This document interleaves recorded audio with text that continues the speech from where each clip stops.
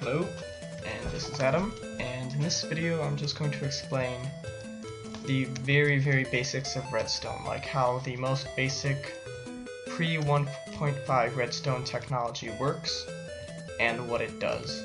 So the basic thing of redstone obviously is this, what I'm holding right now, Redstone Dust. This can be referred to as redstone wiring, which is technically incorrect.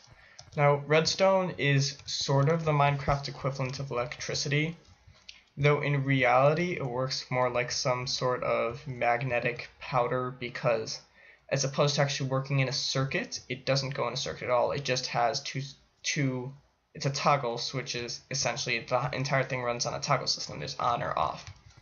So redstone dust is the very basic of that, and this is what redstone ore looks like. You can find it if you dig somewhat deep, not too deep. Let's see, yeah. Interacting with it in any way will cause it to light up, as you can see here, but the light does go out eventually. So, and each redstone ore will give you several redstone. Now, to turn redstone on, as you can see, this is off right now. To turn it on, you need a power source. There's multiple types of power sources. The most basic one is a redstone torch. Well, actually, it's not necessarily the most basic, but the most well-known one. It's a redstone torch. So as you can see, this redstone here is lit up now. So you make a redstone torch simply by taking a stick and a piece of redstone dust, and you put it here, and you have your redstone torch. So now there's a lot of things that redstone can do. Mainly it takes things that have an on and off status, and it will usually turn them on, though in the 1.6 update that's very easily changeable.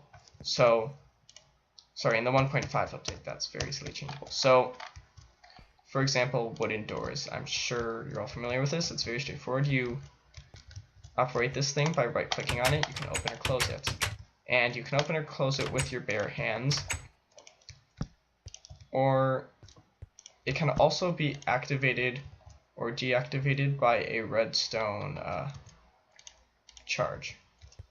I think it should be possible for that to happen.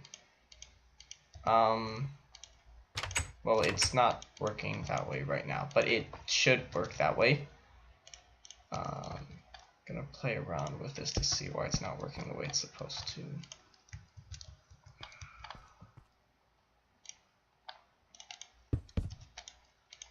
There we go. Okay, so yeah, so the redstone apparently needs to be in like a corner adjacent to this or something. I'm not exactly sure what it is. Yeah, it just needs to be like up there on the side by, oh no, it needs to be touching a block adjacent to it. And yeah, so important. So if a redstone charge is going into a block, this block is receiving power from this because like the redstone is touching it. So everything everything touching this block should be receiving power. It's very clearly not working that way, but it should. So this is a little bit odd. Anyway, so the point of having this redstone for doors is, like with a wood door it doesn't matter that much. An iron door, however, has some benefits of being able to control it with redstone, because an iron door is zombie proof. Zombies cannot knock it down, but you can't open it with your hand either, as you can see. So we use redstone to do that, and the redstone seems to work a lot more neatly with iron doors than with wood doors. So yeah. And the basic construction for these is just 6 of what you want to make, like this, arranged like so. This is the iron one, this is the wood one.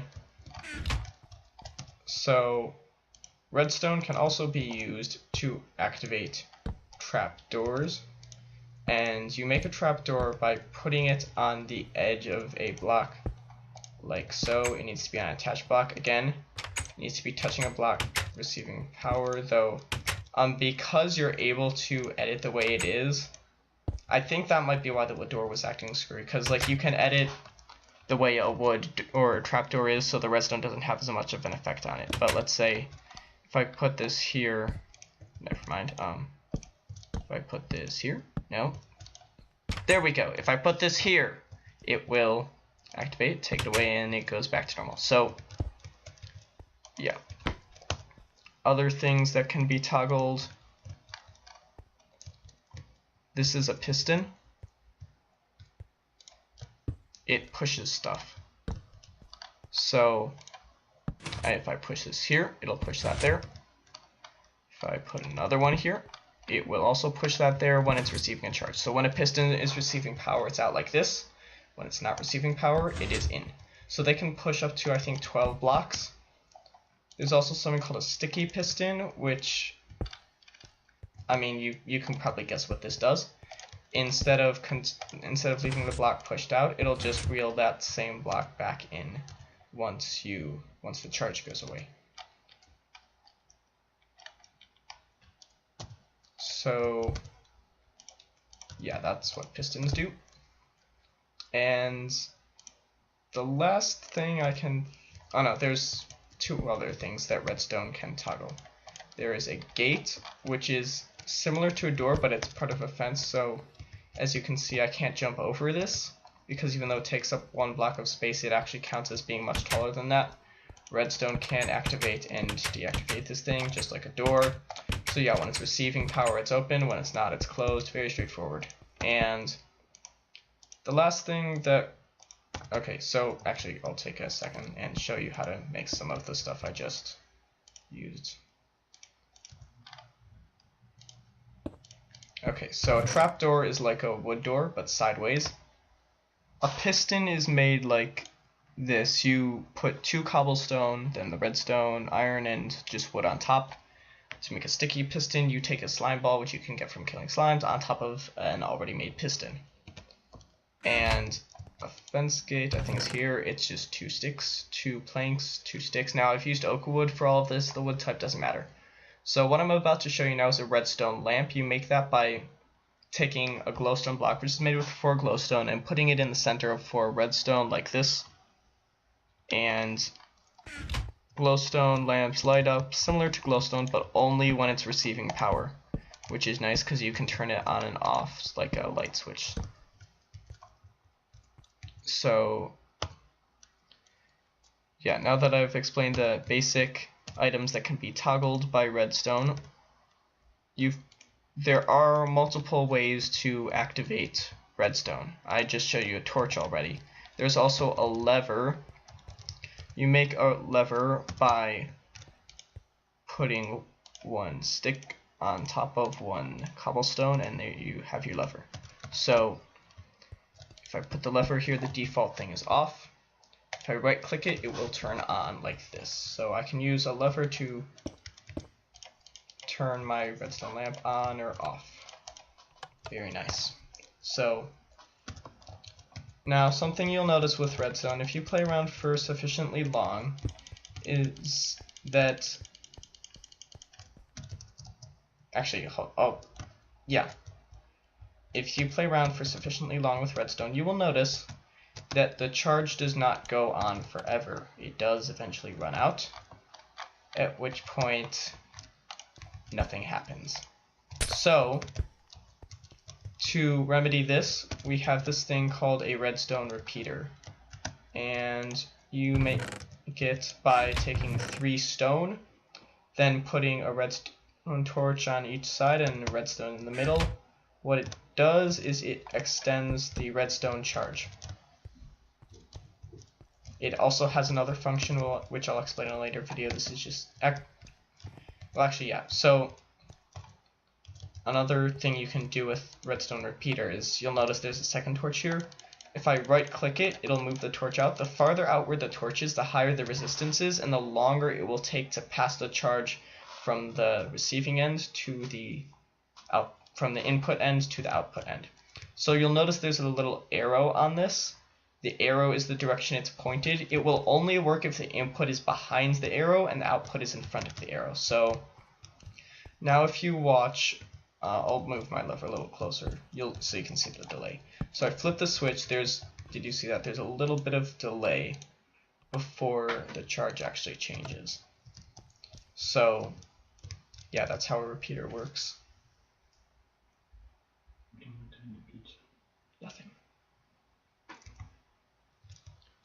Okay, so now let me see. Is there anything I haven't covered yet? Oh, right. Okay. Right. I forgot there are multiple methods of activating redstone. So yeah, I haven't shown you all of them yet. So there's also the button. You place it on the side of a block and that block becomes charged. So let's say I put it on here, I can press this, it'll quickly turn it on. But a button signal only lasts for a short amount of time. But as you can see, if the block it's touching is adjacent to redstone dust, it will temporarily turn the dust on. Only temporarily though. Important, notice that charge cannot go through levers. Just thought I'd mention that. So see if I turn this on, it does not go through this lever to the repeater, but yeah. So, what else we got here?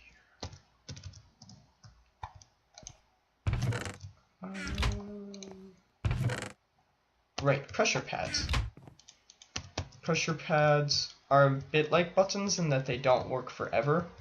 These are slightly different though in that they work only when you are standing on them.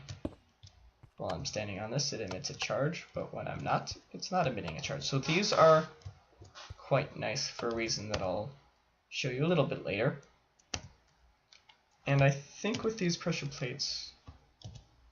Okay, never mind. It used to be that you could throw items on them and activate them, but now they have something else that can do that. You need a different type of pressure plate. A pressure plate is made simply by putting two of the material you want to use, either wood or stone, adjacent to each other like this. You cannot use cobblestone, but you can do it with stone like this, and I think you can do it with wood. Yeah. So, tripwire hooks, another method of activating redstone, and for this I need string. You'll see why in a second. I mean, you can probably guess why it's called a tripwire hook. It's not a whole lot of things that it could be for, but I can make this a little wider apart. So, a tripwire hook is made by taking an oak, then putting stick on top of that, and iron on top of that. And you put one on the inside of the places where you want to put the blocks. Then in between them you can put string on the ground, and you'll notice this is very fine and hard to see. But if I step on the tripwire, it'll activate this.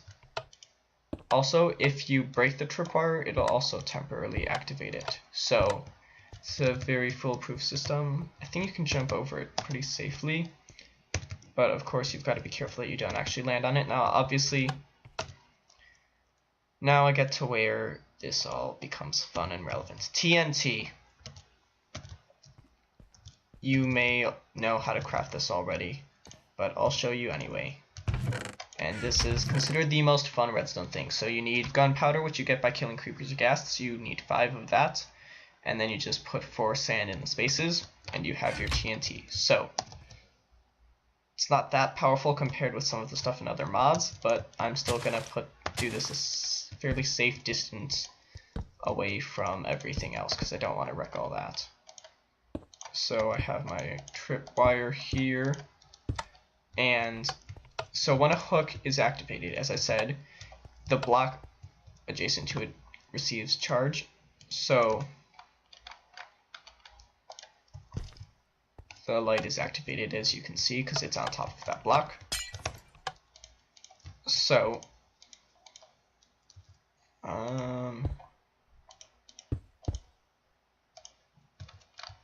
here we go.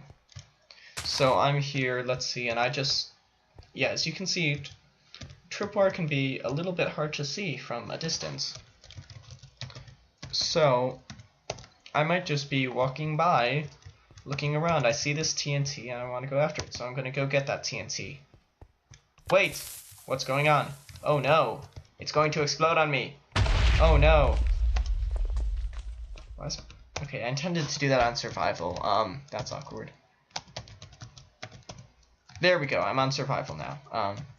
Now that it's too late. Let's try this again. Okay, well, there's also pressure plates, which are also quite nice for traps.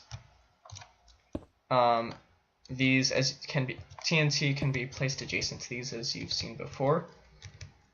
And I'm pretty sure you can do this with other stuff too, but you can also place the TNT under the pressure plate. Like so. And then you put blocks on top of that, unless you want the TNT to be there. You put the pressure plates on top of the blocks, and the pressure plate, when stepped on, will give power to the block directly under it. So anything adjacent to that block will also receive power. So let's imagine that I'm just Bob, and that didn't work.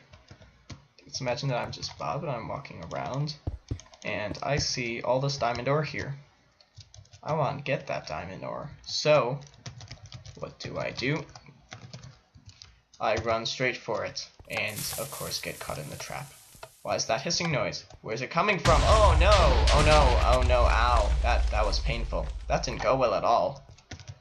Well, yeah. So that's the fun with pressure plates.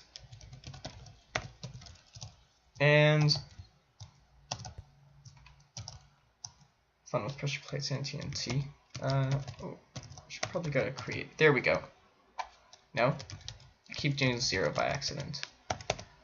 There we go. Okay, we're back up here. So yeah, that was fun. And now I'm going to end on a really boring note, because of course I couldn't remember this sooner. This is the note block. When you right click it, that changes the note that it makes. There's a whole number of options. And it is also activated by redstone charge.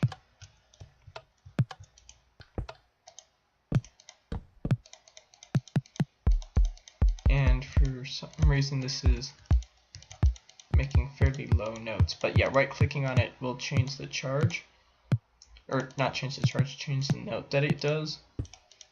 Then you can just give it a redstone charge to make it play the same. I'm wrecking everything. You can give it a redstone charge to make it play the same note that you have it activated for.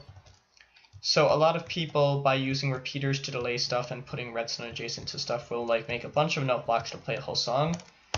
I cannot handle the sheer amount of time commitment required for that. So yeah. Oh wait, no, I forgot something interesting, so never mind, I'm not going to end up boring note. This is a dispenser, and this is actually what's meant to be used as the sort of trap section of the pressure thing, or not the pressure things, the tripwire more than anything else. So you can do quite a bit of stuff with this. So there's really a ton of different things that you can use a dispenser to fire. There's arrows, snowballs, fire charges. So I'm going to put some of these in. And this is usually the type of trap you'll find at a jungle temple. So in theory this should be, hold on. It needs to, oh yeah, important. If you have redstone, oh come on. If you have redstone touching this, but not actually pointing towards it, it will not be receiving power. Like, this is not giving power to the dispenser. This is not giving power to the dispenser either. If you want it to be giving power to really just about anything, it needs to be actually feeding into it like this. So yeah, now it's firing stuff. That just shot a fire charge. was another fire charge. That was an arrow.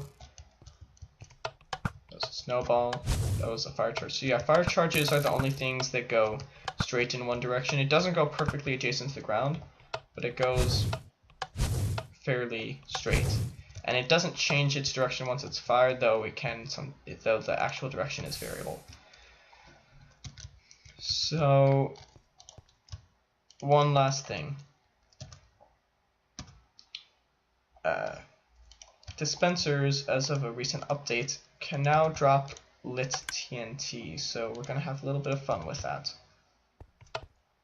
So I'm just walking here, step here. Oh no, oh no, darn it, this is way too close to the testing site. I actually forgot to do that in a safe distance. Well, I suppose I had that coming for not remembering to do that at a safe distance, but it was fun, so who cares?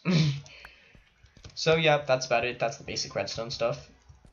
Yeah, so I'll probably be doing more videos explaining more applications of redstone as well as other slightly more complicated aspects of Minecraft. So yeah, it'll be fun. Goodbye.